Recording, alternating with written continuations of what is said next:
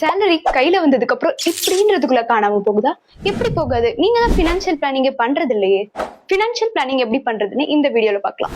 First உங்க கோலை set பண்ணுங்க. ஃபியூச்சர்ல நீங்க ஒரு வீடு கட்டணுமா, இல்ல கார் வாங்கணுமா, இல்ல ஒரு யூரோப் ட்ரிப் போகணுமா, இல்ல வேற ஏதாச்சும் ஒரு கோல் இருக்கும் இல்லையா, அது கிளியரா செட் பண்ணுங்க.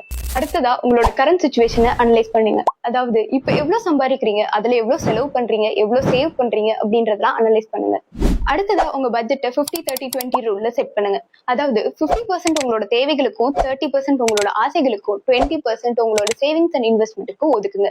ஃபியூச்சர்ல எந்த மாதிரி எமர்ஜென்சிஸ் வரும் அப்படின்றது இப்ப நமக்கு தெரியாது. தேவையான இன்சூரன்ஸ் எல்லாம் எடுத்து வைக்கலாம். இனி ஸ்மார்ட்டா இன்வெஸ்ட் பண்ணுங்க. எதை பண்ணாலும் பிளான் பண்ணி பண்ணணும். இப்போ பிளான் பண்ணியாச்சு. இப்போ பிளான் பண்ணதை செயல்பட்டு கொண்டு வர வேண்டிய டைம் வந்துருச்சு. லைஃப் ஒவ்வொரு கட்டத்திலயும் மாறிட்டே இருக்கும். ஸோ அதுக்கு ஏற்ற மாதிரி உங்க பிளானையும் மாத்துங்க. இனி ஸ்மார்ட்டா பிளான் பண்ணி ஸ்மார்ட்டா ஃபினான்ஸை ஹேண்டில் பண்ணலாம்.